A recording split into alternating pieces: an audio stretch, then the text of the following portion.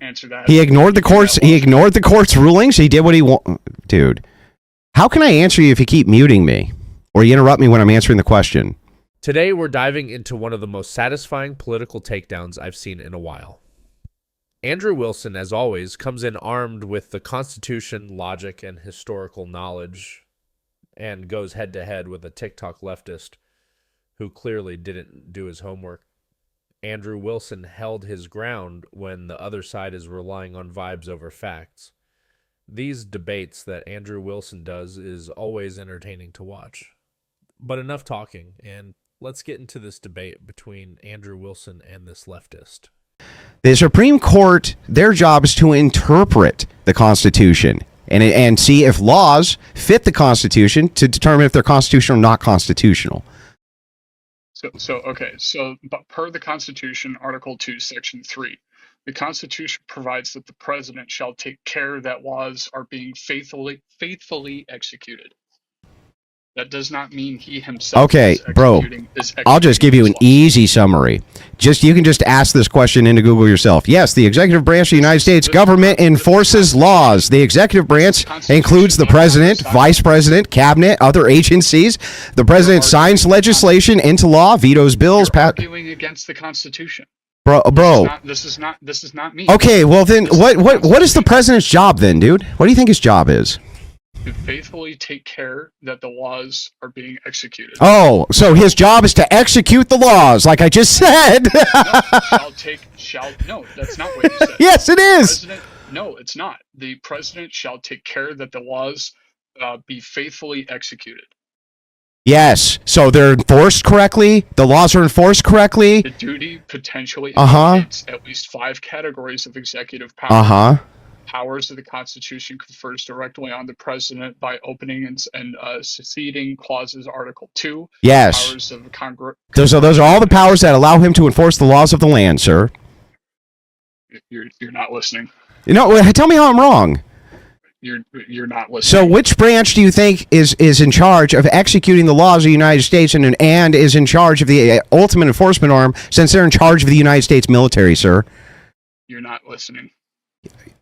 I'm listening. Not only am I listening, I'm giving you a counter argument. You've pivoted to what from the beginning. To what? I told you that the president's job is to enforce law. I told you that the original argument was that Trump's executive order is attacking people. Yeah, but then you said that the president doesn't enforce and is not the executor of law, and then you were completely wrong about that. Can you just concede on that?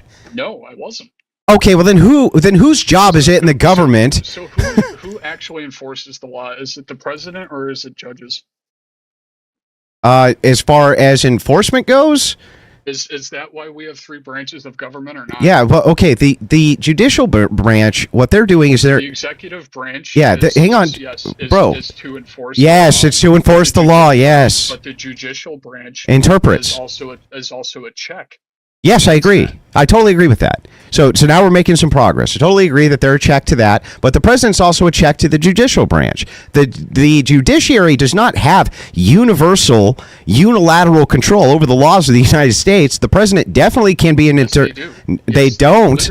They don't. No. Then what? Then who checks them? Here, Andrew Wilson strikes a nerve. The other guy believes in this idea that the Supreme Court is above all. And Andrew shatters that illusion. It's not just that checks and balances exist.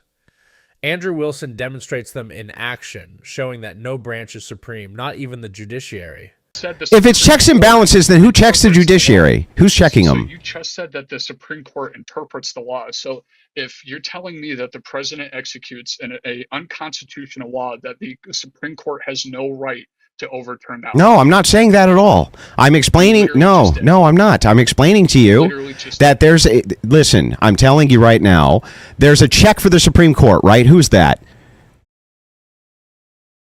No one. No one's the check. So no one's a check for the Supreme Court. So the Supreme Court is the unilateral governing body of the United States. Then is that right? In interpreting the law. Yes. No, that's not what you said. Who checks the Supreme Court? Who checks them? If a law is challenged by this and it goes to the Supreme Court and the Supreme Court deems it unconstitutional, who's above the Supreme Court? So if the Supreme Court says that we can human children. That's the law. So when was that said? Andrew Wilson puts the guest in a corner here. He asks a clear question. What if the Supreme Court makes an immoral ruling? Instead of engaging, the guy refuses to even entertain the thought. That's not intellectual honesty. That's retreat. Wilson is showing that even the court can be wrong, and some people just can't handle that truth. That's my question. No. Can somebody challenge that to somebody else other than the Supreme Court? So again, answer the question. What? If the Supreme Court deems a law unconstitutional, who's above the Supreme Court? Yeah, so there could be checks and balances to this. That you didn't answer. Yes. So the executive can disagree. Listen, the executive. I'm answering it. You have to stop talking though, bro. You didn't. Do you want me to or not? If you actually can. Yeah. Yes, the president can definitely disagree with the Supreme Court's decisions and has. Would you like me to give you multiple examples in history where this has happened? I would love. Okay. Love that. So the Supreme Court. I'll pull up the exact case, actually. If you just give me 2 seconds so that I can pull it up.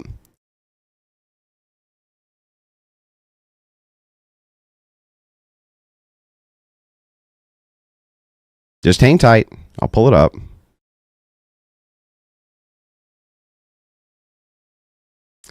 Okay, so Andrew Jackson was one such who ignored the Supreme Court. And he ignored the court. Hang on. So would you stop, bro, so that I can at least cite it for you? Did he do that lawfully? Yes, he did it lawfully.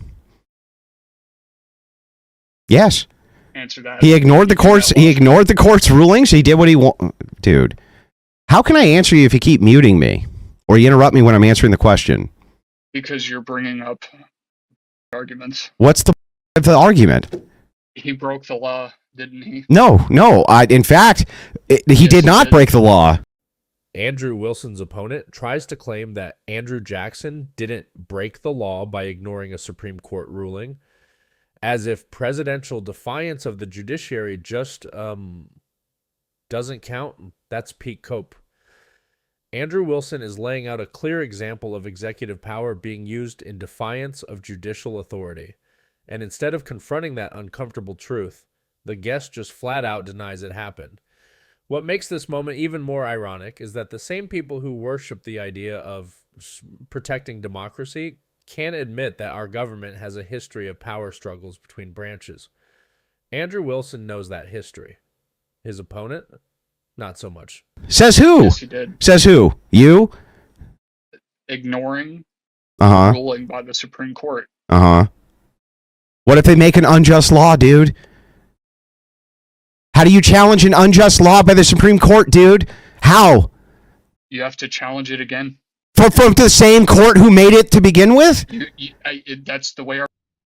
What are you talking about? You don't honestly believe that, do you? You don't really believe that, do you? Why aren't you answering the question? Okay, yes, hang on, yes, the Supreme Court can be checked by the other branches of government. Yes. So which order did Andrew Jackson, the genocider, refuse to listen to? Yeah, I just started to read it to you. Would you like for me to tell you again? Well, continue. Yeah, so there was an order which was handed down about what he could do with the Cherokee, and he completely ignored it and did what he wanted. Unlawfully. Okay, what made it unlawful? The genocide. No, wait, what? What are you talking about? So then if the Supreme Court, so then answer me this. If that's the case, if the Supreme Court, hang on, bro, listen. Decision. If the Supreme Court dude. What was the actual Supreme Court? Why won't you, why can't I ask you a single question? If it is the case that the Supreme Court rules, dude, hang on real quick. If the Supreme Court, I just read it to you, dude. No, you didn't. What was the actual Supreme Court decision? Okay, hang on. I'll pull it back up, even though I literally just read it to you and you just didn't listen. No, you blathered on about what the decision was. Yes, you mean I was reading you the decision? No, you didn't actually read the case. What was the case? The case was Worcester versus Georgia, 1832. It established that the Cherokee Nation was independent, and then Jackson went ahead and did the whole Trail of Cheers thing. So it was unlawful. No, what made it unlawful? The Supreme Court said that the Cherokee Nation Mhm. was an independent nation, Mm-hmm. and he violated it. That was unlawful. Yeah, what makes that unlawful? The violation of the Supreme Court order. What made it lawful? So if the Supreme Court then had decided that it was okay to use the G word against all of the natives, you would consider that to be lawful and the president to not be lawful. Stop. Just let me ask the question, please. Did they do that? I just answered your question. Please answer my question. If the Supreme Court, if this had gone in reverse and the president ignored the Supreme Court, if they told him not to do a J side, would you then say, or if they told him to do the J side, would you then say the Supreme Court was acting lawfully? Is that what happened? Now, can you answer my question? Is that what happened? Can you answer my question? No, I don't do hypotheticals. So how do I test your logic? With actual case law. What are you talking, dude? Okay. If you can argue in reality, then what are you doing here? I'm telling you over and over again that yes, the Supreme Court's rulings change because you have interpreters of law, and also that they are not the final word or final arbiter. They have checks against them as well, which includes ignoring their laws and ignoring their interpretations. That would be a check, yeah? Which is unlawful. So they can't make, so the Supreme Court can make no unlawful law. They can interpret no law unlawfully. When did I say that? So I don't understand. Well, I don't understand. So the Supreme Court is the ultimate ruling of the land. And that's how it's done. Andrew Wilson doesn't just debate, he teaches. Andrew Wilson knows a good debate when he sees one. Andrew Wilson walks in with facts, history, and structure and leaves the other side grasping for hypotheticals. If you ever need a case study on how to win without yelling, this debate with Andrew Wilson is it. Let me know in the comments if you think Andrew Wilson bodied this one. Until next time, stay sharp.